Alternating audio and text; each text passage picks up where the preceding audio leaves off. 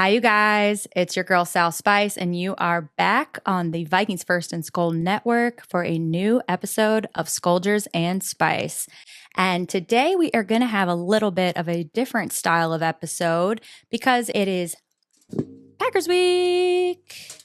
And if you cannot see, if you are audio only, I am shaking around a cheese grater right now.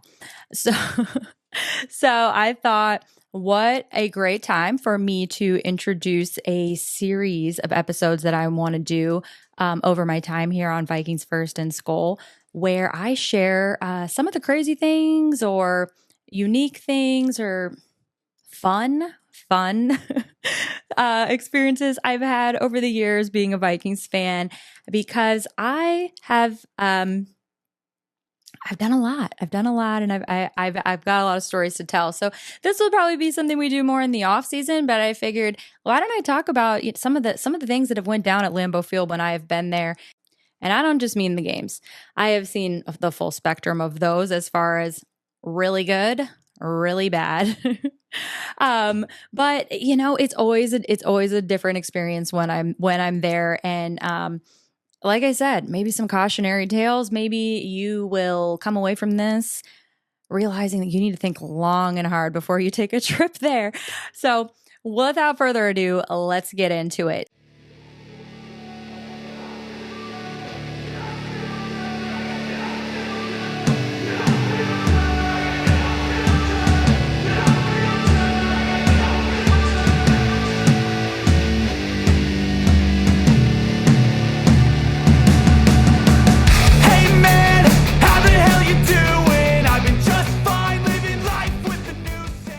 I believe that I have went to Lambeau Field 4 times. For some reason, I had it stuck in my head 5 times, but I went through the history in my phone, and I believe it is 4 times.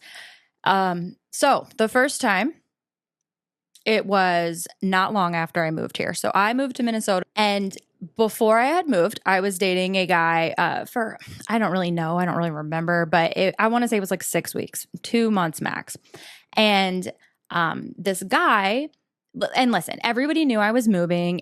It was no surprise. So there was definitely an expiration date on this relationship. And there was no discussion of, hey, let's stay in touch or date long distance. Maybe we'll reunite later. Maybe you can move here. Like, there was no talk about any of that, right? So the 2014 season starts. It's their first year at TCF. It's Mike Zimmer's first year as a coach. We start out with Matt Castle. He gets injured. Teddy comes in, and Teddy comes in. It's actually September 28th. Well, he came in the game before that, but like his first game that he started was September 28th, which was my golden birthday, actually. Which actually, I didn't know golden birthdays were a thing until I moved here. I don't know if it just became a thing, became popular like around that same time, or if it had always been something that people did in Minnesota, but I had never heard of it. But anyway, what a great way to spend your golden birthday at a Vikings game. And it was a beautiful day outside, and Teddy had, the Vikings played well, they won, but Teddy did get injured towards the end of the game. So anyway, I hadn't been in touch with this guy much, maybe more when I first moved there, but I had actually thought that I had met the love of my life the very next day after I moved here when I went to training camp. And if you knew me around that time, you know exactly who I'm talking about. But this was a guy that I thought was, oh my God, like, this is fate. I moved here, and now I'm like running into this guy that I have a crush on, that like literally every girl on Vikings Twitter at the time had a crush on. And, we just hit it off, and it's like, well, the guy that was in Virginia, like it was not a thing, right? So my birthday is September 28th. The Vikings have a short week. They have to play already on Thursday, but Teddy had went out. I don't remember what his injury was. I want to say it was a concussion, but I don't remember that exactly. So the guy from Virginia ends up buying me tickets to the Packers game on that Thursday night, October 2nd. And from what I remember, he bought them for me like the day before as a belated birthday present.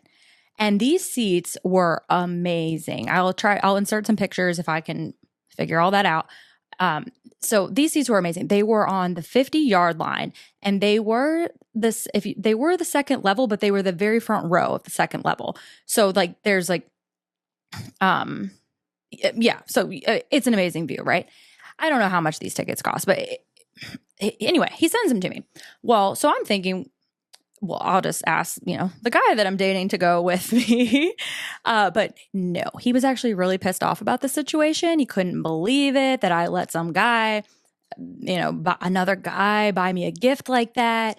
And I'm thinking, well, what am I supposed to do? Am I supposed to say no? Like, am I supposed to send the tickets back? To me, that was crazy, right? Please let me know in the comments or on Twitter what you think, what you would do in the situation. But he was legitimately pissed at me. He thought I was lying. I was still, in touch with the guy. I was absolutely not. But regardless, he sends me the tickets, and I had lived here for less than 2 months. So the guy that I'm seeing doesn't want to go with me. This was either 2 days before or 1 day before. So it's a Tuesday or a Wednesday. I don't know many people in Minnesota at this time.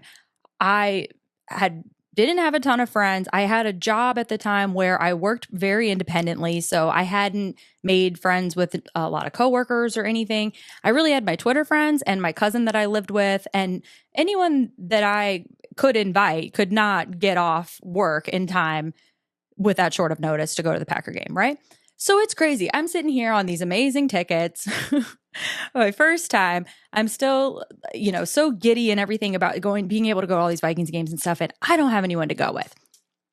So it's getting down to, I've got to just start inviting people, right? So I end up, this guy that I had been friends with on Twitter for a while. I think I'd only met him in person once, maybe last game at the Metrodome when we were tailgating. Nice guy, from what I knew, but didn't really know him much from a hole in the wall, right? So I decided to go. All day or all week, it's being discussed. Is Teddy going to play? Is he not going to play? Because it's a short turnaround, right? And is Christian Ponder going to play? I mean, remember this crazy year, right? Like, we've got Christian Ponder. Teddy Bridgewater is the first round pick, so it's his rookie season. And then we've still got Ponder around. I mean, it's a real scene when I go to training camp for the first time on quarterback's day, and those three come out to sign autographs, like all strode out together. It's like, what is is this real? Anywho, so we don't know at the time that I get in the car and go to the game if Christian Ponder is going to be playing or not.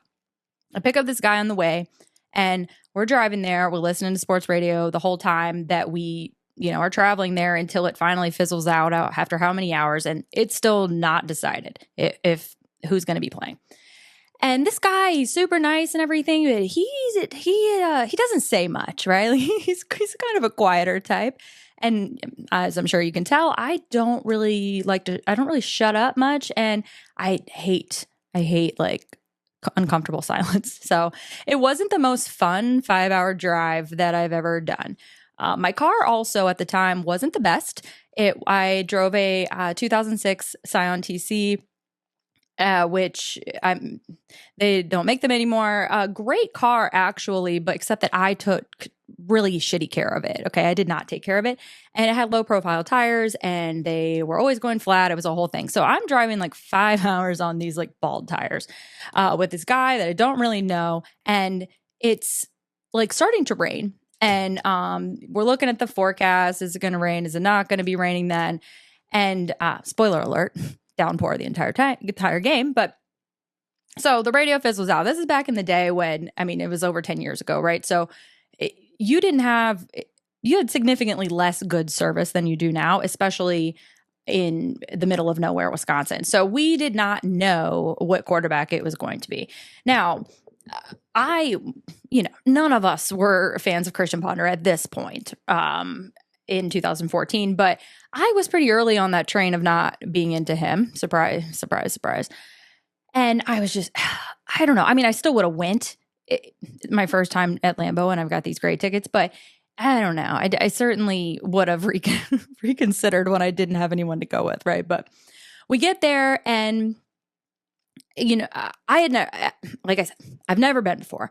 And my entire life, anytime you're watching a Packer game and it's on prime time, Sunday Night Football or Monday Night Football, they're always romanticizing historic Lambeau Field. There's nothing like it. They're showing it. They're always talking about, oh, you tailgating, the best tailgating, or, you park in somebody's yard for $10. And they're always just hyping it up. And I'm rolling my eyes like out of the back of my head my entire life about this. Like just, ugh. But when we're driving up, we're approaching it. It really is a sight to behold. It really is. And so, I kind of get it. But we don't get there super early like I normally would. We park like somewhat far away because, and according to my photos that I just went through, the parking really was $10, but I remember it being a bit of a walk. So, but at this time in my life, I am still like Rube Vikings fan, right? Like it is still so magical to me that I get to do these things, that I live in Minnesota, that I get to go to these games. It's still so surreal, dream come true for me at this point in my life. And okay, this was me. This was me all the time. I'm wearing Vikings horns. If you're watching a video, you can see them here. I pretty much wore Vikings horns to everything, I believe. I know that I wore them most of the time to Vikings events that I would go to. So I am wearing my horns to Lambeau Field, of course, right? And we had done like a little bit of tailgating, I think, but like I said, I'm not with like the most outgoing social guy in the world, so we didn't really know the lay of the land. So we go into the game, and I've got my horns on, and these horns are plastic, by the way, plastic, and you get them at Party City. These aren't even like the authentic ones. These aren't the ones that VWO was wearing, which pro tip, if you want to wear horns, do not buy the ones that are at the Viking store. I think they're like almost $50 now. Go to Party City and grab them, during Halloween. But anywho, so I'm wearing the horns. They will not let me in the game with these horns. They say that they are considered weapons. Yes, weapons. I still to this day can't believe this. Like I could swear that I have seen people wearing horns in Lambeau Field all of the time. I mean, right? They would not let me in with these. They're weapons. And so I decided, well, I don't know how this came to be, but I had this other pair of like horns in the car that were like plush. And so we have to walk all the way back to the car so that I can get these. Like I have to have them. I just absolutely have to have them. So we do that. I mean, I wonder if I just like would have went to a different gate if they would have let me in. But regardless, we book it all the way back there. At this point, it's starting to rain.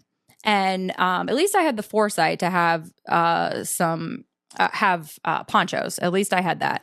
But anyway, we get to the game. It's so exciting. We sit in the seats, a breathtaking view, like so lucky. It is, of course, the bleacher seats and all that, which, okay. But when you're in the front row, it's fine. But it downpours the entire time. And I don't know if anybody out here remember it.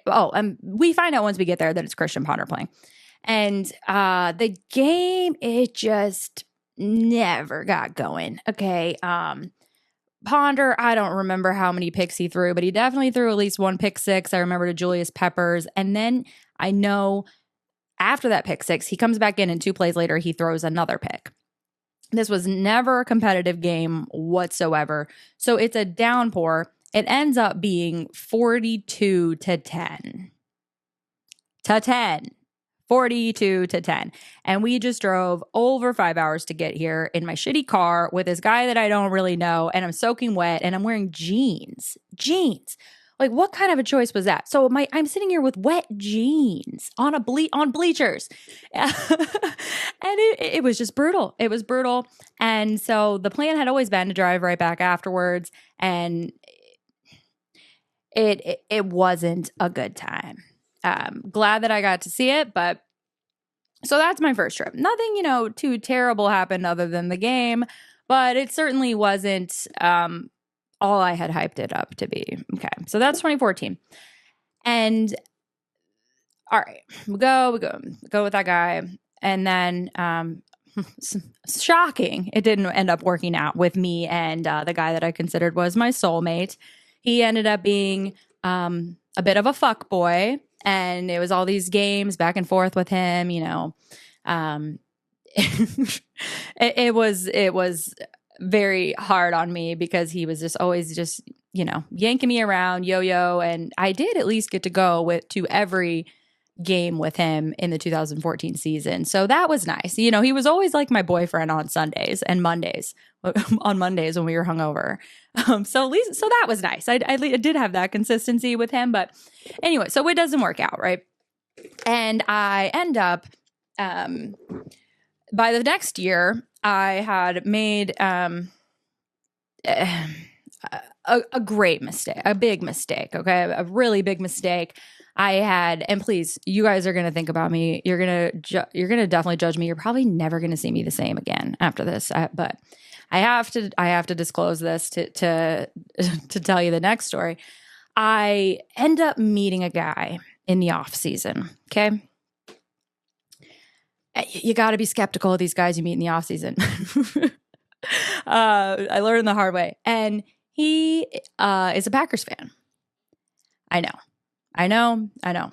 You want to cancel me right now, I'm sure. But I meet him in the off season, and you know he's great. We got a lot in common. We like the same music, which for me isn't really that easy to find because I still listen to emo music from 2002. Which actually, I'm gonna have to take a pause on my show in a minute because I'm actually gonna go do that. I'm going to Dashboard Confessional tomorrow, actually, but tonight I'm going to see a different band.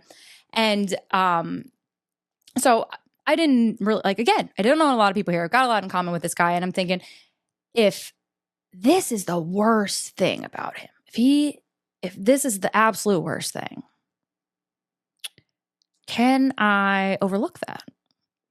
And somehow I talked myself into overlooking it. Well, it was pretty evident early on that this wasn't going to be a match, but it wasn't actually evident. I said early on, but it really, I was going to every game still in the 2015 season. So anytime that a Packers game and a Vikings game were on at the same time, I didn't watch the game with him.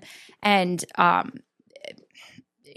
I would just do Sunday my own thing. So I didn't really, I had a decent idea by the time 2015 week 16 season rolls around that he was a really sore loser and that he didn't, that he was, just arrogant. And the thing is, if you're my age, millennial or older, I'm not so sure about Gen Z because they haven't experienced a lot of success as Packer fans. The last time that they won the Super Bowl was 2010, which was our unfinished business year. That was supposed to be our year. And then they win it. I mean, could it have been any worse? But so by the time that we decided to go to this game together, week 16, which is going to end up deciding who is going to win the division, I've got an idea, but we decided to go to the game anyway together. Well, this game was so intense. Let me know. I'm skipping ahead a little bit here, but this was a completely different scenario, different vibe than I had experienced the first time that I went to Lambeau. It's a playoff atmosphere. It's a night game. I want to say it was a Sunday night game, and it was we're walking through the tailgate lots. It was crazy. It's like how they talk about, except way more than I could have envisioned. Like some of these people have structures that almost look permanent. Like they're like mini bars, like just in the middle of the parking lot that you go in and out of. And it was just, the energy was insane. It was so fun. And people are dressed up. I mean, I remember there was a guy dressed as a bushel of grapes. Purple grapes, of course.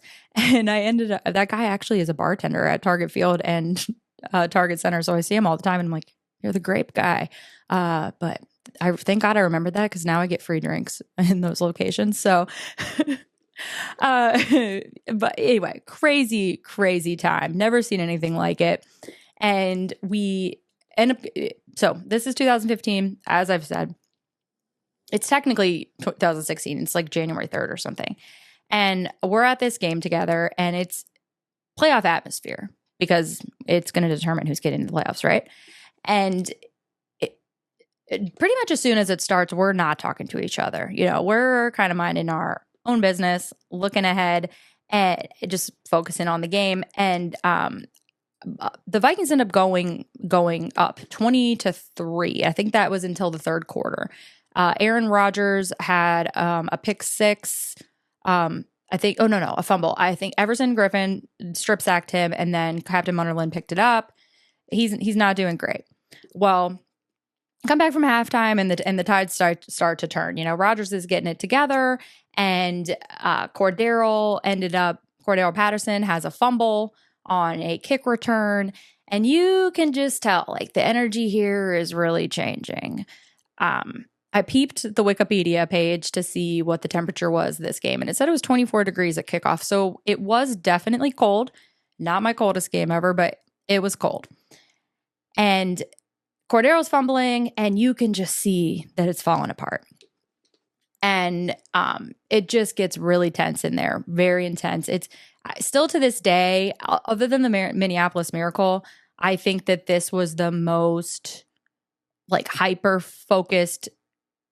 I mean, I know I keep saying intense, but that's the only word I can think of to describe it right now. Okay, like your heart is beating out of your chest. It seems like the wheels are falling off here at the end.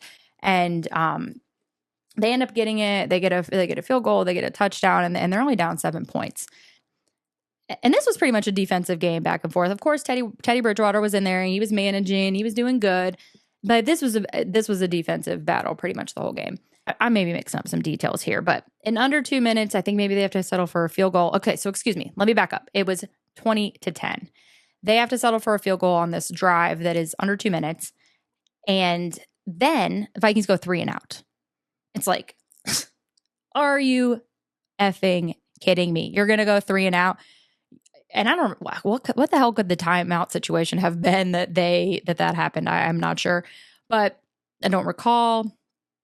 However, it's the most tense, insane feeling that I recall. I mean, there's nothing. Packers fans love to, like, they think they're like really jabbing us when they say things like, "Oh my God, Vikings fans are so pathetic. Like, this is beating us. When you beat us, that's your Super Bowl." Like, and it's like, okay, is that a diss?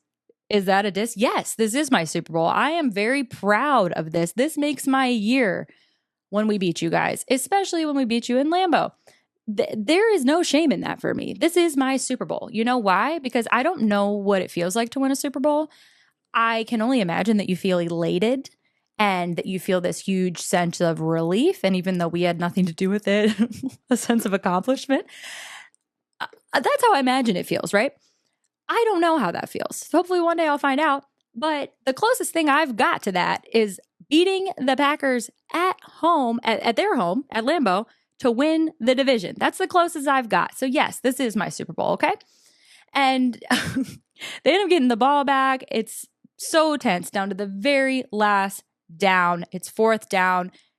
Aaron Rodgers has got to do a Hail Mary.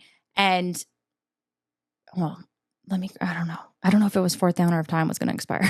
Maybe it wasn't 4th down. It probably wasn't 4th down. It was time was going to expire. Throws the Hail Mary and nobody catches it. Vikings win. We win the division for the first time since 2010. Crazy. Electric. I'm literally crying. I hope I can figure out how to insert a video in here. I can't be sad. We won. I'm literally crying. Thank God I had the support of 2 Vikings fans behind me and 1 in front of me a little bit. So at least I had people that I could like talk to and who understood what I was going through during the game. Me and boyfriend don't speak to each other the entire time.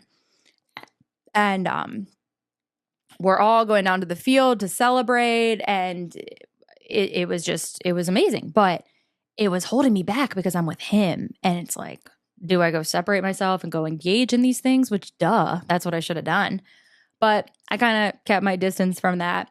And he did not speak to me for, I want to say at least an hour and a half. And we are leaving. I'm elated. I went, like I said, I went through all these pictures. I have a lot of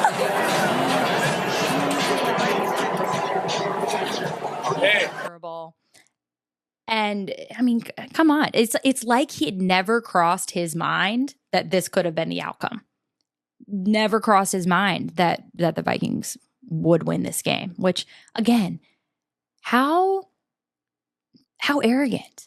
How like they're so spoiled. They're so spoiled. And so it never crossed his mind. And I'm just like, we're walking in the car and we're not talking to each other. And he ends up just shoving me into a snowbank. Like, you know, there's snow from on the sides from like people plowing the streets. He shoves me into this snowbank. I don't know how all of this happened, but he ends up trying to like laugh it off. This is how bipolar this situation was. This is when he actually decides to tell me that he loves me for the first time. So, you know, I'm just like, you know what? Fuck this. We are not going home. We are not going home. We are going, which his family lived in Appleton. So that's where we were going. We weren't going all the way home like I did the first time. Thank God. And I'm like, you know what? Screw this. We are going out. So we went out to the bars. He pouted the entire time. I had the time of my life celebrating with other Vikings fans. It was phenomenal. The most fun experience maybe ever.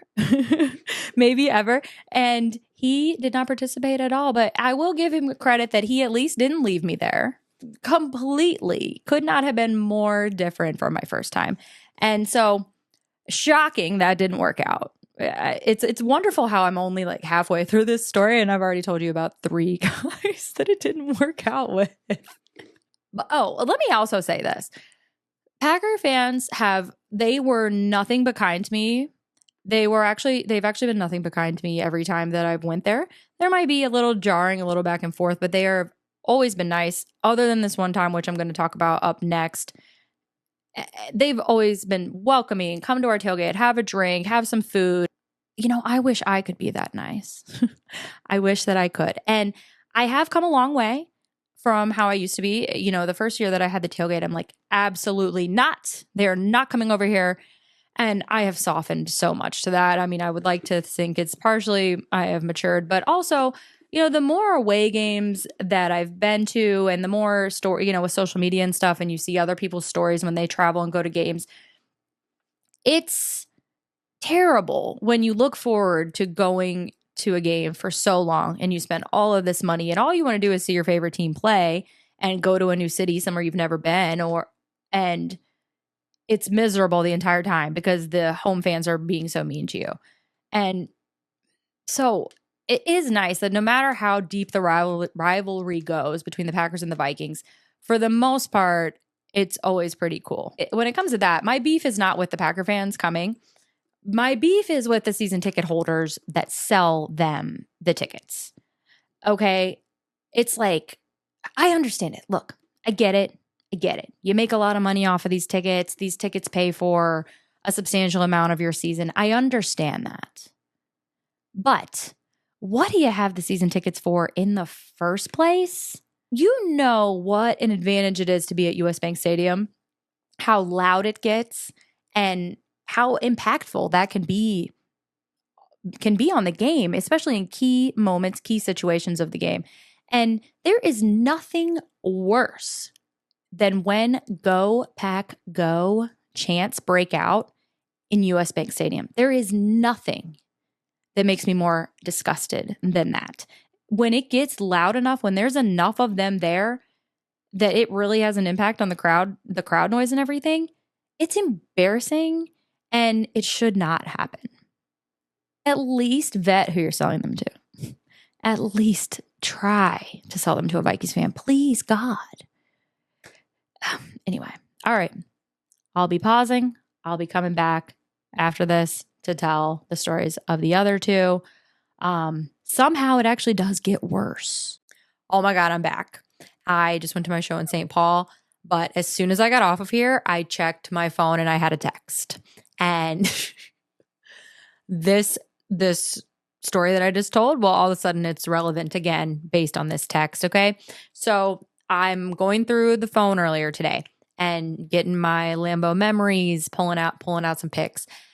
And I came across a video that was of my ex, and he is walking down the street and he's very distraught. And he says that he wants to unalive himself because he has never seen a loss before. And he's just beside himself in this video. And I am laughing hysterically. It's a laugh that I don't really know if I've heard before from myself. There's so much joy in there's just so much joy. And I can hear when I'm asking him the questions, I'm like, what do you mean? I can tell that like I have the biggest like shit-eating grin on my face when I'm saying this. And so I decide before I start this episode, like an hour or two before, that I'm going to send him this video. So when I get off of here, I remember that I texted him because he had responded. He says, OMG, you sounded way too happy. Was that Lambeau? I thought we won. Did we go twice? Sir? It's like, I thought we won. Okay. I said, I was going through these. I was doing a Storytime podcast, and my laugh is so insane in this video. I had to send it to you. I said, yes, that was Lambeau. Hell no, you didn't win. Are you serious? The Vikings won the division that day. You said it was the first loss you've ever seen. LOL. Like, all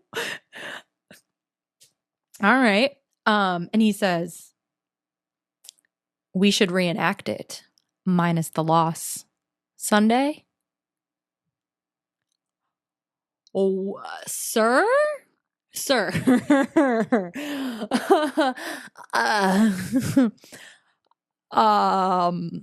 Yeah. We should reenact it minus the loss. Sunday? I don't even know. I don't even know about that. Then he says, I swear we went to Lambeau and the Packers won. It was the end of the season, super cold. Was it so traumatizing that I blocked it out? We only went the one time? I mean, imagine being able to see something like this I remember every single loss like that as a Vikings fan. I remember all of them, every single heartbreaking one. And these people only have, well, I guess they have lost a lot of NFC championships in the recent years, but what? You just don't remember. You just like rewrote history and say you won the game? Like, even if you, okay. So then he says, that laugh is insane. And I said, no, we only went once. We talked about going the next year. It was around Christmas. I don't know. The tickets were too expensive or something. The Packers did win that one. Huh? I guess I blocked it out. I remember the walk and the pre-gaming outside of the stadium, and we went to some club-ish bar after, but I completely repressed the game, apparently. I said, yeah, you didn't talk to me for at least an hour and a half after that. We were walking to the car, and I was like, no, F this. We're going out. And you actually followed me. Left out the whole snowbank debacle. We don't need to get into that. We certainly don't. I mean, we're talking about reenacting things. I don't need to be bringing that up. Okay. Yeah. And he says, I was torn between wanting nothing to do with you and letting you enjoy your win. Football with us was a rock and a hard place at its most literal. I was torn between wanting nothing to do with you. So then I sent him 2 more videos. One of him at the bar with his stocking cap over almost his entire face, just hanging out. And then he has a cheese scarf on. I'd forgot that detail. Woof, Sally. Oh my God. What were you thinking? And then I sent him a photo of him also with a quote, "I've never been to a game we lost." He says, "Damn, I went to 3 in a row 2 years ago. You must have cursed me." This is hilarious. You still have these. Why would I not have these? Okay. I keep everything. He says, "You know why I made such a big deal out of it, I bet? Because that was probably the first time I had been to Lambeau. Actually, the first time I've been to a game live at all since we won the Super Bowl in 2012. So I was probably being extra dramatic. LOL. Sir? 2012? I mean, 2012? It was 2010. Believe me, I know. It was unfinished business, and you had to come in here and make it absolutely miserable, as I referenced earlier. And imagine having so many of those Super Bowls that you can just forget what year they happened in. Like, it just speaks to how spoiled they are, and they just don't even realize it. They don't even realize it. So I was probably being extra dramatic. Okay. I mean, I know you guys don't have context of how this man behaved, but okay. And I said, "Weren't you always extra dramatic?" And he says, "Well, I was with you, so." Okay, you guys, like, obviously I'm an addict for dramatics. I confuse the two for love, to quote Taking Back Sunday, but I'm conditioned to taking losses. I'm conditioned. I don't act like that. So not on his level. And he was dramatic on a few things, not just that. But then he proceeds to tell me about this letter that Aaron Jones wrote, a letter to Green Bay, and that he says that it made him cry. On that note, this ended up being significantly longer than I thought it was going to be. And I think at this point, it's probably best if we save the other two stories for another time, whether it's when we play Green Bay in the playoffs or the offseason or the slow news week or something. We'll get back to the rest of it. Like I said, the next visit might be even worse. I'm not sure. I'll have to get you guys' feedback on that. But yeah, on that note, I think we've overdid it on, well, not overdid it, but we hit our max on the Lambeau memories for today. The texts there, they just really they really put a nice bow on the situation. Life comes 360. One day somebody's shoving you in a snowbank. Then 8 years later, they want to go back and do it again. Okay, well, we won't be doing that. Spoiler alert. But okay, happy Packer week. I feel very confident we are going to come out of there with a W. I sadly do not think I will be in attendance. I was really looking forward to it, especially because it's a day after my birthday. But logistically, I just don't think it makes a lot of sense for me. It's going to be a great game, and I know the Vikings are going to win again. And this man is going to be crying again. He's going to be crying again. He's Anyways, you guys, thank you so much for listening to my very first Storytime episode. I hope you found it entertaining. Please give me some feedback. Let me know what you thought about it. Is this something that you liked? We'll, like I said, we'll do more of these down the road when there's not as much Vikings action. But yeah, let me know what you thought about it. Please be kind to me. Don't get on me about the Packer thing so badly. Believe me, I learned my lesson. This was a long time ago. And I know now that they're cut from a different cloth, and it goes beyond just, September to February. Oh God, hopefully not February. But, it goes beyond that. And so I know now we're not compatible. I tried it. You live and you learn, and it was a long time ago. So please don't cancel me. Don't think of me any less. But thank you again for joining me on Skoldiers Spice. This is Vikings First and SKOL Network, and I cannot wait to be back with you guys on a Victory Tuesday next week. SKOL! Like, subscribe, and ring the bell, and rate us on your favorite aggregator. And a big shout out goes to Sal and her guests on this Vikings First and SKOL production, partnered with the Fans First Sports Network. Thanks, everyone. and SKOL.